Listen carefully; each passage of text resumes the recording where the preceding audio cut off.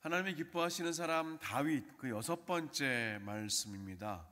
지난번에 욥도 꽤 길게 다뤘는데 다윗은 욥보다 훨씬 더 많은 우리 컨텐츠를 다루게 되네요. 6번째 다윗에 대한 말씀, 사울을 만났을 때라는 제목으로 잠시 말씀을 나눕니다. 우리 지난번 말씀처럼 이 악신에 들려서 다윗에게 창을 던지던 그 사울 앞에서 다윗은 도망칠 수밖에 없었습니다. 집으로 갔고 집까지 다윗을 잡으려고 바로 이 사울이 자객들을 보냅니다. 그리고 날이 밝는 대로 죽이기로 그렇게 준비를 하고 있습니다. 근데 자객들이 이 집 밖에서 진을 치고 있던 그 한밤중에 다윗은 믿음으로 하나님을 찬양합니다. 하나님의 인자와 그 자비하심을 노래하는 그 아침, 하나님의 영광이 자신을 살리실 그 아침을 미리 노래하는 우리의 다윗의 그 믿음을 함께 지난번에 말씀을 통해서 같이 확인했습니다. 그렇게 믿음을 붙잡고 있던 다윗, 아내 미갈이 시간을 벌어주는 틈을 타 창문으로 도망가서 라마에 있는 나봇에서 그 선지자 사무엘과 함께 지내게 되지요. 얼마 뒤에 사울은 이제 그 라마 나봇까지 다윗을 잡으러 갑니다. 근데 하나님은 그 사울의 광기 어린 행보를 잠시 멈추게 하시지요. 그래서 하나님의 영이 그 사울에게 임하실 때 사울이 예언을 하는 그런 특별한 장면도 성경에는 기록됩니다. 그 사이에 다윗은 또 라마 나봇에서 도망쳐 나아갑니다. 사울이 하나님의 말씀을 잠시 예언했다고 해서 사울이 변한 것은 절대 아니었습니다. 오히려 사울은 다윗을 변호하려고 했던 그 아들, 친아들 요나단에게까지 창을 던지는 그런 광기를 보입니다. 그렇게 계속해서 다윗의 도피 생활은 이어지게 되죠. 노브를 지나 가드를 지나 그리고 아둘람 동굴로 도망갔을 때 성경은 그 아둘람 굴에 모인 사람들이 누구인가를 얘기하는데 다윗의 가족들을 제일 먼저 말합니다. 당연하겠죠. 사울의 그 광기가 다윗의 가족들을 가만히 둘 리가 없습니다. 위협과 위험을 느낀 다윗의 가족들이 그 처소를 떠나 다윗과 함께 지금 아둘람 굴에 모여 있다고 성경은 그렇게 말을 하고요. 또 그 함께 있는 400명 중에 어떤 사람들은 환난을 당하여 숨은 자, 또 원통한 자들, 빚진 자들, 다양한 사정을 가진 자들, 그리고 또 다윗과 함께 전쟁터에서 또 다윗과 함께 마음을 모았던 그런 자들 다 포함해서 400명이 모여 있었고, 또 얼마 지나지 않아 금세 600명으로 늘어나게 됩니다. 지금 다윗은 자신의 생명 하나 부지하기도 힘든 상황이었는데 400명, 600명의 사람들을 함께 그들의 생명까지도 다윗의 어깨에 지고 있는 그런 상황이 되었습니다. 그 많은 사람들과 함께 다윗이 이제 광야의 요새에도 머물고 산골에도 머물렀는데 그렇게 여기저기 한참을 다니다가 오늘 읽은 본문의 배경이 되는 그 엔게디 지역, 엔게디 요새 지역에 머물고 있을 때의 사건을 우리가 앞서 잠시 읽었습니다. 당시 사울은 정신이 없었어요. 지금 밖으로는 블레셋과의 전쟁을 치르느라 계속해서 전쟁터에 나가야 했는데 그 잠시 전쟁을 마치고 돌아오면 또 쉴 틈도 없이 다윗을 쫓으러 다녔습니다. 다윗이 어디에 있다라는 소리만 들으면 그냥 군사들을 데리고 다윗을 잡으러 갔다는 겁니다. 그날도 그랬습니다. 블레셋과의 전쟁을 잠시 마치고 돌아와 있는 사이에 보고가 들어옵니다. 다윗이 지금 엔게디 광야에 있다는 겁니다. 즉시 정예 요원 3,000명을 데리고 사울이 엔게디 지역으로 출발을 합니다. 그렇게 다윗이 있는 그 엔게디 황무지의 절벽 근처에 도착하게 되었고, 잠시 사울이 성경의 표현에 의하면 발을 가리우러 한 동굴로 들어가죠. 성경에선 그 발을 가린다라는 표현을 하는데 그 용변을 보기 위해서 옷을 내릴 때 자연스럽게 겉옷이 그 발을 가려지게 하기 때문에 그래서 그런 표현을 쓴 겁니다. 당연히 혼자였고 무방비 상태였죠. 굴 안쪽에는 이미 다윗과 그 사람들이 있었는데 이 어두운 곳에서 밝은 곳을 바라보고 있자니 사울이 혼자 들어오는 것이 훤히 다 보였을 겁니다. 이제 여기에서부터 오늘 메시지의 핵심이 시작됩니다. 드디어 사울을 만났습니다. 그 사울을 만났습니다. 이번에는 다윗이 완벽한 주도권을 쥐고 있는 상태죠. 그런데 함께 있던 그 다윗의 일행들의 반응과 이 다윗의 반응이 저는 반대였다는 겁니다. 똑같이 사울을 만났는데 전혀 다른 두 가지의 반응이 지금 그 동굴 안에서 숨죽이며 나타나고 있었습니다. 먼저 성경은 다윗과 함께 했던 그 사람들의 반응과 그들의 말을 기록하지요. 지금이 바로 그 순간입니다.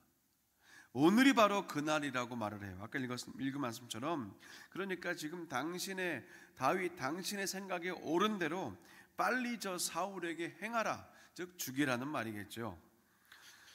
하지만 일행들이 굳이 그렇게 말하지 않더라도 바보가 아닌 이상에 지금 이 상황은 절호의 찬스 아니겠습니까? 이 불안하고 두렵고 고달픈 도피 생활을 즉시 끝낼 수 있는, 한 번에 멈출 수 있는, 두 번 다시 오지 않을 그런 너무나 좋은 기회였습니다. 게다가 지금 다윗 자기 한 사람 때문에 이렇게 고생을 하고 있는 가족들이나 그런 많은 사람들을 생각한다면 다윗 자신의 신념이나 어떤 생각이 있더라도 이 사람들을 위해서라도 얼마든지 그런 자신의 개인적인 생각들이나 어떤 신념은 포기할 수도 있는 그런 상황 아니겠습니까? 그런데 우리가 아는 것처럼 다윗은 사울의 생명을 해치지 않았습니다. 그저 성경은 가만히 다가가서 사울의 겉옷을 칼로 잘랐다라고 말합니다. 보통 이 상황을요, 학자들은 두 가지로 읽습니다. 하나는 사울이 이제 동굴 안에 있을 때 그 용변을 볼 때 당연히 어두운 쪽을 바라보고 이를 보지 않았을 것이다. 밝은 쪽을 바라보고 그렇게 앉아 있었을 것이기 때문에 사울 왕의 긴 옷은 그 앉아 있는 사울의 뒤편으로 놓여지게 되었고 그때 조용히 가서 옷을 잘랐을 것이다. 아니면은 그냥 겉옷을 벗어놓고 사울이 이를 볼 때 다윗이 그 겉옷까지 다가가서 그렇게 칼로 옷을 잘랐을 것이다 라고 그렇게 해석들을 하는데 어떤 방법으로 또 어느 모양으로 어떤 경우이든지 한 가지는 똑같습니다. 다윗이 마음만 먹었으면 순식간에 자신이 들고 있는 칼로 그 사울을 죽일 수 있었던 그런 상황이라는 겁니다. 근데 다윗은 옷자락만 베었는데 그것조차도 그 옷자락을 벤 것만으로도 다윗은 굉장히 찔려 했습니다. 마음에 큰 찔림이 있었어요. 어쨌거나 저 사울은 하나님이 기름 부어 세우신 왕인데 하나님이 세우신 자를 내가 내 손으로 죽여서 저 왕 위에서 끌어내리고 내가 그 위에 올라가는 것은 하나님이 금하신 일이라는 너무나도 강한 확신이 있었기 때문에 사울을 죽이지 않았던 겁니다. 그렇기 때문에 그저 왕권을 상징하는 그 사울 왕의 겉옷을 자른 것도 그것조차도 사실은 다윗은 이것조차도 하면 안 되는 일인데 내가 하고 말았다라는 그런 마음의 찔림을 성경은 기록하고 있습니다. 그래서 다윗은요 모든 일행들에게도 말하죠. 절대로 사울에게 손을 내지 말라. 굉장히 조용히 그렇게 숨죽이며 지시를 내렸겠죠. 그렇게 사울은 아무 일도 없던 것처럼 아무런 기척도 느끼지 못한 채로 무사히 동굴을 빠져나갑니다. 우린 충분히 오늘 이 다윗을 제외한 그 모든 사람들의 마음을 우리가 공감할 수 있지 않겠습니까? 다윗이 조금만 더 현실적으로 생각을 해 주었으면 얼마나 좋았을까 하는 겁니다. 얼마나 좋았을까요?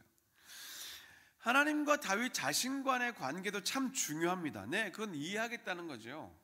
그냥 다윗 자신의 그 삶을 그렇게 하나님과의 언약과 또 하나님을 정말 두려워하면서 그렇게 사는 것 누가 안 말립니다. 그러니까 하나님이 기름 부어 왕으로 세우셨겠지요. 그런데 지금 딸린 가족들이 얼마입니까? 다윗만 믿고 지금 함께 그 생명 공동체, 그 목숨 공동체에 조인해서 함께 머무는 자들이 지금 몇 명이냐는 겁니다. 그 수백 명의 사람들과의 관계, 그들의 생명도 다윗이 좀 생각을 해 주었더라면 좋지 않았을까 하는 겁니다. 근데 무엇보다 충분히 사울 왕의 캐릭터를 보았을 때 지금 이 절호의 찬스를 그냥 돌려보내고 사울이 만약에 밖으로 나가서 지금 이 무리들이 동굴 안에 있다는 것을 알게라도 된다면, 아니면 사울이 이를 볼 때에 등 뒤에서 기척을 느끼고 얼른 밖에 나가서 머릿속으로 이제 이것들을 꼼짝 못하게 가두고 잡았다라는 그런 마음을 먹었더라면 정말 몰살을 당할 수 있는 그런 현실적인 위험에 노출된 그 장면, 그 시간이었다는 거죠. 저는 이 지점에서 오늘 설교의 제목을 사울을 만났을 때라고 정해보게 되었습니다. 사울을 만났을 때. 우리도 살면서요, 수많은 종류의 사울, 동굴 속에서 만날 때가 있다는 겁니다. 수많은 종류의 사울을 동굴 속에서 만날 때가 있습니다. 사울이 누구입니까? 사울이 무엇입니까? 또 동굴은 어디입니까? 그 동굴은 무엇입니까? 각자의 적용점은 다 다르겠지만 분명히 우리도 이 삶 가운데 사울을 동굴 속에서 만날 때가 있을 거라는 거죠. 우리가 좀 그 지점에 우리의 마음과 생각을 좀 집중했으면 좋겠어요. 풀어 말하면 그런 겁니다. 뭔가 제대로 안갚음을 하고 정말 멋지게 카운터 펀치를 날릴 수 있는 그런 찬스를 우리가 살면서 그렇게 경험할 때가 있지 않는가 하는 겁니다. 그때가 풀어 말하면 사울을 만났을 때입니다. 내가 일방적으로 승기를 잡고 있을 때, 내가 마음만 먹으면 얼마든지 뭐든지 할 수 있는 그런 힘과 그런 우위에 있을 때, 그런데 여전히 하나님의 말씀도 내가 가지고 있을 때, 바로 그런 복합적인 상황이 우리가 동굴 속에서 사울을 만났을 때라고 그렇게 우리가 풀어 적용할 수 있을 것 같습니다. 사람은 당하고는 못 삽니다. 억울한 일 당하고 아무렇지 않게 살 수 있는 사람 많지 않은 것 같아요. 정말 우리가 살면서 한 번도 경험하지 않아야 될 그런 일을 당했을 때 참 우리는 힘들어할 수밖에 없지 않겠습니까? 한국의 한 사업가가 뉴욕으로 출장을 갔습니다. 이제 하루 이틀 지났는데 급하게 한국에서 전화가 왔어요. 고등학교 2학년짜리 남자 아들이 있었는데 학교 안에서 사망을 했다는 그런, 죽었다는 그런 급한 연락을 뉴욕에서 받았습니다. 근데 알고 보니까 그게 사고가 아니라 동급 그 상급생에게 폭행을 당해서 죽었다는 거예요. 당장 모든 스케줄 취소하고 항공표를 끊어서 한국으로 돌아갑니다. 그 비행 시간 내내 정말 탄식과 분노와 그 안갚음과 복수를 생각하느라 눈도 제대로 뜰 수 없었습니다. 물도 마실 수 없는 그런 깊은 집중 상태에서 놓여 있는데 그 눈을 감고 분노에 가득 차 있는 그 상황에서 갑자기 예수님이 떠오르다는 거죠. 예수님이 떠오르면서 기도가 나왔다는 겁니다. 예수님의 그 십자가 용서가 갑자기 묵상되기 시작했고 예수님의 자비하심이 심장으로 들어왔습니다. 그래서 그 사업가는 결국 인천공항에 내렸을 때 그 마음이 이미 변해 있었다는 겁니다.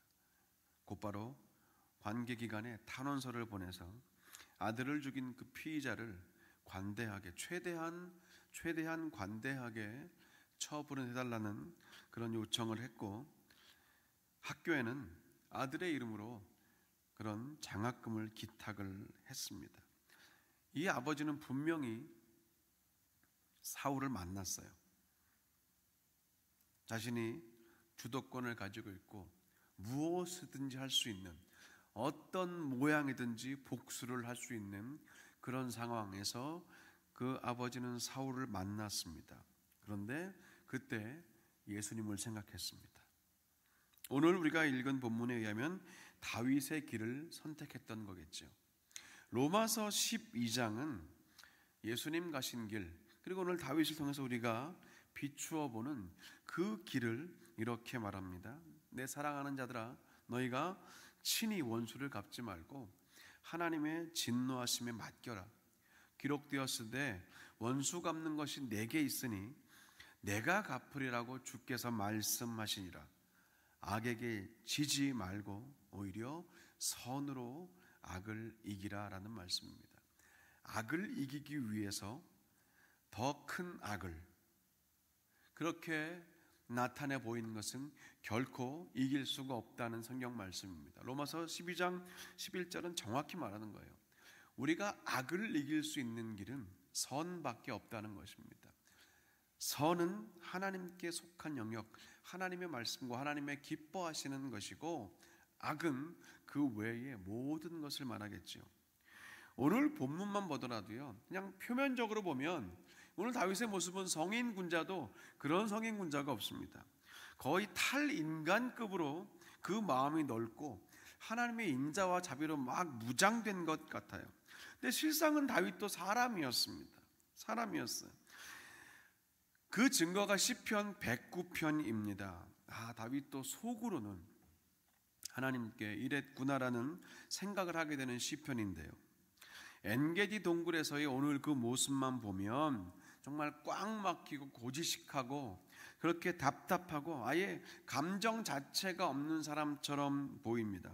하지만 다윗은 하나님 앞에서는 달랐습니다. 어린아이처럼 다 일러바치고 하나님 앞에서는 필터가 없이 말을 했죠. 그래서 시편 109편의 일부분만 보면 이렇습니다. 하나님, 저들은 악한 입과 거짓된 입, 속이는 혀와 미워하는 말로 이유 없이 나를 공격합니다. 하나님, 바라오니 악인이 그를 다스리게 하시고 사탄이 저 오른편에 서게 하여 주시옵소서. 저의 목숨이 짧아지게 하시고 직분을 뺏기게 하시고 자녀는 고아가 되어 구걸하게 하시고 아내는 과부가 되게 하시고 고리덕음 업자가 그의 재산을 다 빼앗게 하시고 저가 수고한 모든 것은 낯선 자들이 다 훔쳐가게 하소서. 자손이 끊어지게 하시고 역사에서 이름을 아예 지워주시옵소서. 나의 저 대적들이 욕을 옷 입듯 달고 살아서 수치를 겉옷같이 늘 입고 다니게 하소서. 이게 다윗이 하나님께 한 기도예요. 근데 이런 분노의 기도를 마친 다윗은 원수 갚는 것을 하나님께 맡겼다는 거죠. 바로 이 지점이 오늘 우리가 받을 하나님의 말씀입니다. 하나님의 주권 신앙을 말하는 거죠. 하나님의 주권 신앙. 하나님의 주권 신앙이 뭡니까? 하나님의 섭리에 그냥 내 뜻을 맡기는 거 아닙니까? 하나님의 뜻이 내 뜻보다 크시고 하나님의 생각이 내 생각보다 높으시다는 것을 그 어떤 상황에서도 인정하는 것이 하나님의 주권 신앙입니다. 그래서 원수 갚는 것도 하나님께 맡기고 상 받는 것도 하나님께 맡기는 것이 주권 신앙이에요. 오늘 하나님이 기뻐하시는 사람, 이 다윗은 그 누구보다도 하나님을 향한 주권 신앙이 있었던 사람입니다. 그 증거가 오늘 우리가 다룬 본문 말씀입니다. 우리가 가끔 함께 고백하기도 했던 주만 의지해라는 찬양의 가사는 이 하나님의 주권 신앙을 잘 담고 있어요. 의지했던 모든 것 변해가고 억울한 마음은 커져가네. 부끄럼 없이 살고 싶은 마음 주님은 아시네. 모든 일을 선으로 이겨내고 죄의 유혹을 따르지 않네. 나를 구원하신 영원한 그 사랑, 크신 그 은혜가 나를 붙드시네. 주어진 내 삶이 작게만 보여도 선하신 주님 나를 이끄심을 보내. 중심을 보시는 주님만 따르네. 날 택하신 주만 의지해. 보이는 상황에 무너질지라도 예수 능력이 나를 붙드네. 보이지 않아도 주님만 따르네. 내 평생 주님을 노래하리라. 다윗의 고백을 담은 이 찬양은요, 그래서 참 부를 때마다 은혜가 됩니다. 다 읽지 않았지만 오늘 본문 그 이유를 보면은요, 그렇게 옷자락만 가만히 자르고도 하나님 앞에서 그것 때문에라도 괴로워하던 그 신실하고 순전한 다윗에게 하나님이 어떻게 일하셨는가, 하나님이 어떻게 그 섭리를 보이셨는가가 쭉 나오게 됩니다. 사울을 만났을 때 사람의 감정과 생각에 그거에 묶여서 앞서 행하지 않고 하나님의 마음과 생각을 더 의지했던 다윗이었기 때문에 하나님이 그 상황에 개입하셨습니다. 내가 내 손으로 처단하는 것, 그 사이에 하나님은 개입할 틈이 없으나, 그러나 다윗은 하나님이 개입하실 틈을 열어드리고 자신은 뒤로 빠져버리는 거예요. 볼 일을 다 보고 나아가는 사울이 저만큼 갔을 때, 들릴 만큼, 큰 소리가 들릴 만큼 떨어졌을 때 내 주 왕이여 라고 다윗이 소리칩니다. 깜짝 놀라서 걸음을 멈추고 사울이 뒤를 돌아다 봐요. 보니까 땅에 엎드려서 절을 하고 있고, 그 다윗이 절을 한 뒤에 서서 말을 합니다. 제가 왕을 해치려고 한다는 것은 그 사람들의 말은 다 거짓입니다. 저는 방금 왕을 얼마든지 해칠 수 있었지만 그러지 않았습니다. 하나님께 기름 부은 받은 왕을 저는 해칠 마음이 전혀 없습니다. 지금 제 손에는 이렇게 왕의 겉옷 조각이 들려 있습니다. 하나님께서 제 마음을 잘 아십니다. 이렇게 크게 소리치는 그 다윗의 말을 들은 사울, 그 사울의 마음을 하나님이 그때 깊이 개입하고 간섭하시는 거예요. 오, 다윗 네가 거기 숨어 있었구나. 딱 기다려 하면서 3,000명의 군사들을 바로 몰고 오게 하지 않으셨습니다. 당연히 원래 사울이라면 또 그럴 마음으로 왔기 때문에 이렇게 반응하는 게 당연했지만, 하나님이 개입하시면, 사울을 만났을 때 하나님이 개입하실 틈을 열어드리면 놀라운 기적 같은 상황이 벌어집니다. 성경은요, 사울이 울면서 이렇게 말했다고 하는데 잘 믿어지진 않지만 성경은 분명히 이렇게 말합니다. 사울이 울면서 말했다는 거예요. 아니 내 아들 다윗아, 이게 지금 뭡니까? 내 아들 다윗아, 이게 정녕 너의 목소리란 말이냐? 아니 지금 다윗 잡으러 왔는데 지금 사울이 하는 말 들어보세요. 내 아들 다윗아, 이게 정말 너의 목소리냐? 나는 너를 학대했으나 너는 나를 선대했구나. 네가 나보다 의롭구나. 원수를 그냥 돌려보내는 자가 없거늘 너는 나에게 이렇게 했구나. 하나님이 너에게 선으로 갚으시기를 내가 원한다. 나는 분명히 네가 다음에 이스라엘 왕인 것을 안다. 그리고 네가 나보다 더 이스라엘을 견고하게 세울 것을 내가 알고 있다. 이렇게 말을 했다는 거예요. 상상 그 이상의 반응입니다. 제정신이 오랜만에 돌아왔잖아요. 그 다윗은요, 그 다윗뿐 아니라 그 누구도 상상할 수 못했던 그 사울의 반응입니다. 물론 사울의 이 마음은 오래가지 않아요.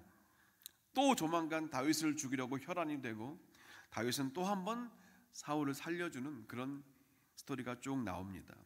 그렇게 두 번이나 다윗은 사울에게 직접 복수할 기회를, 사울을 만났을 때 그 사울을 내가 다루지 않고 하나님께 맡겨드리고 하나님이 개입할 틈을 열어드리고 본인은 뒤로 계속 빠집니다. 그래서 결국 사울은 다윗의 손이 아니라 전쟁터에서 목숨을 잃게 되죠. 우리가 살면서 사울을 만날 때가 있다고 앞에 말씀드렸는데, 쭉 지금 이 성경의 스토리를 들으면서 혹시 여러분 마음 가운데 어떤 떠오르는 이미지나 어떤 일들이 있으실지 모르겠습니다. 어떤 분은 혹시 감사하게도 저는 제 인생에는 사울이 없어요, 그렇게 말하시는 분 계시다면 누군가에게는 내가 사울이 될 수도 있습니다. 어쨌든 우리가 사울을 만나게 될 때 마음속으로 상상하던 그 복수와 대갚음의 기회가 우리 손안에 바로 들어와 있을 때 그때 나는 어떻게 할 것인가, 바로 이 지점에서 우리가 오늘 이 말씀을 좀 기억해야 합니다. 하나님이 기뻐하시는 사람 다윗을 생각해야 합니다. 그리고 한 걸음 더 나아가서 우리는 예수님을 생각해야 합니다. 가룟 유다의 배신으로 로마 군병에게 끌려가실 때 그 칼을 빼앗은 베드로에게 예수님은 말씀하십니다. 내가 지금 내 아버지께 구해서 12군단도 더 되는 그 천사들을 보내시게 할 수 없을 것 같으냐?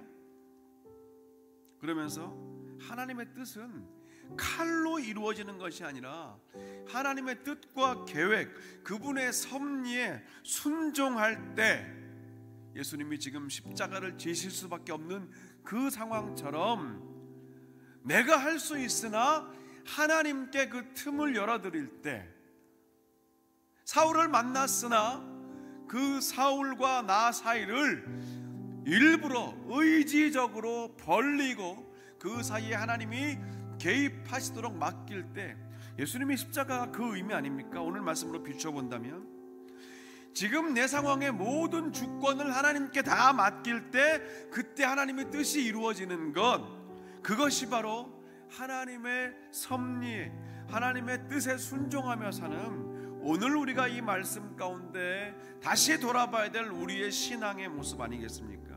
다윗은 예수님의 모형입니다.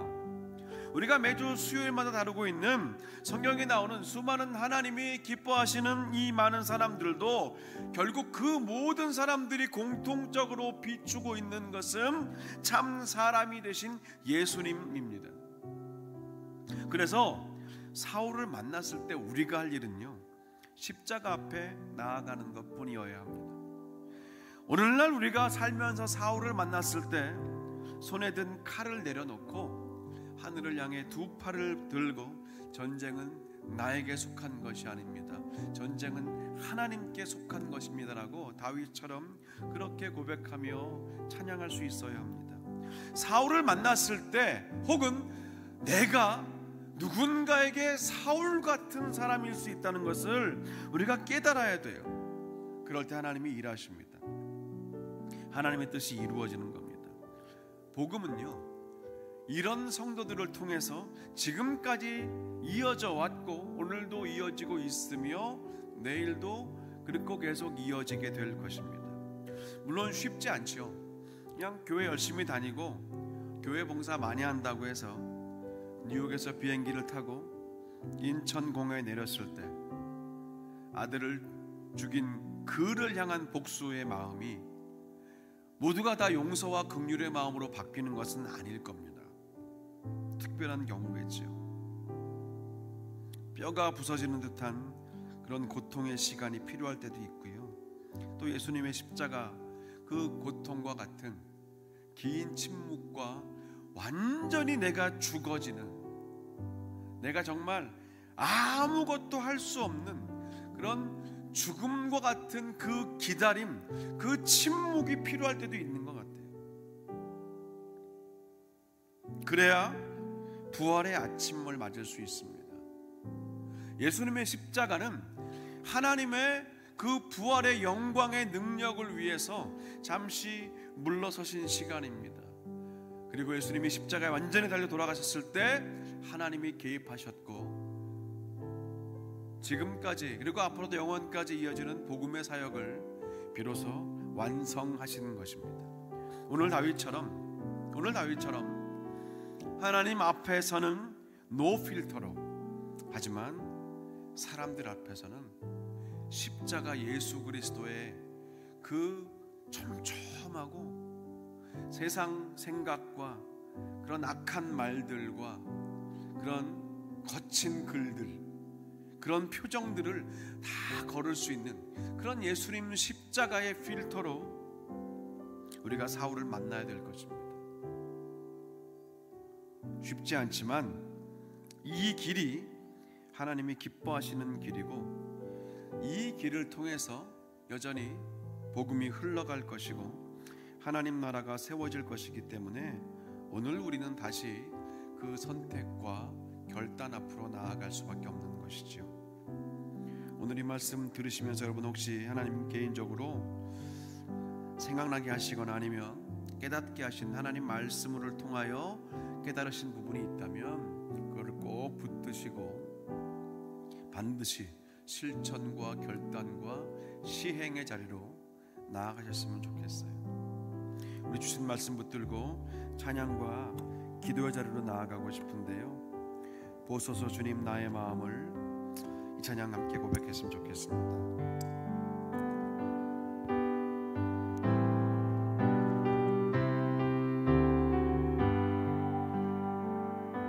보소서 주님 나의 마음을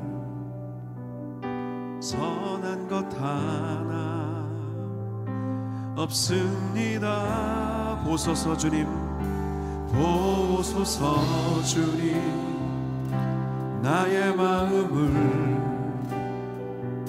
선한 것 하나 없습니다. 보소서 주님 나의 마음을, 보소서 주님 나의 마음을 선한 것 하나 없습니다. 그러나 내 모든 것 주께 드립니다. 사랑으로 안으시고 날 새롭게 하소서. 주님 마음 내게 주소서. 내 아버지 주님 마음 내게 주소서. 나를 향하신 주님의 뜻이 이루어지도록 주님 마음 내게 주소서. 주님 마음 내게 주소서. 주님 마음 내게 주. 내 아버지 내 아버지 주님 마음 내게 주소서. 나를 향하신 주님의 뜻이 이루어지도록 주님 마음 내게 주소서. 주님 마음 내게 주소서. 주님 마음 내게 주소서. 내 아버지 주님 마음 내게 주소서. 나를 향하신 주님의 뜻이 이루어지도록 주님 마음 내게 주소서. 보소서 주님, 보소서. 나의 마음을 선한 것 하나 없습니다. 선한 것 하나 없음. 그러나 내 모든 것 주께 드립니다. 사랑으로 안으시고 날 새롭게 하소서. 주님 마음 내게 주소서. 내 아버지 주님 마음 내게 주소서. 나를 향하신 주님의 뜻이 이루어지도록 주님 마음 내게 주소서. 우리 먼저 오늘 말씀 붙들고 기도합니다. 오늘 다윗은 사울을 만났을 때 선택했습니다.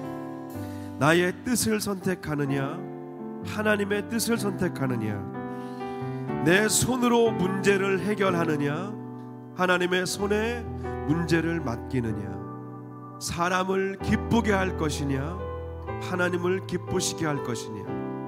오늘 이 시간 함께 예배하시는 여러분 가운데 지금 혹시 그 선택의 자리에 계시는 분은 안 계십니까?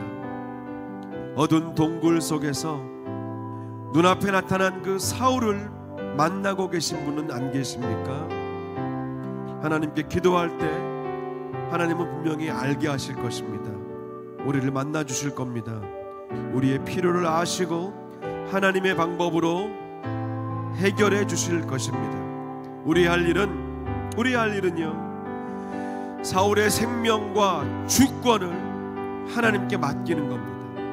그럴 때 우리는 하나님의 일하심을 목도하게 될 것입니다. 이런 일의 반복을 통해서 우리는 점점 더 하나님이 기뻐하시는 사람들이 되어갈 줄로 믿습니다. 오늘 주신 이 말씀 붙들고 우리 각자의 고백을 붙들고 잠시 함께 기도하시겠습니다.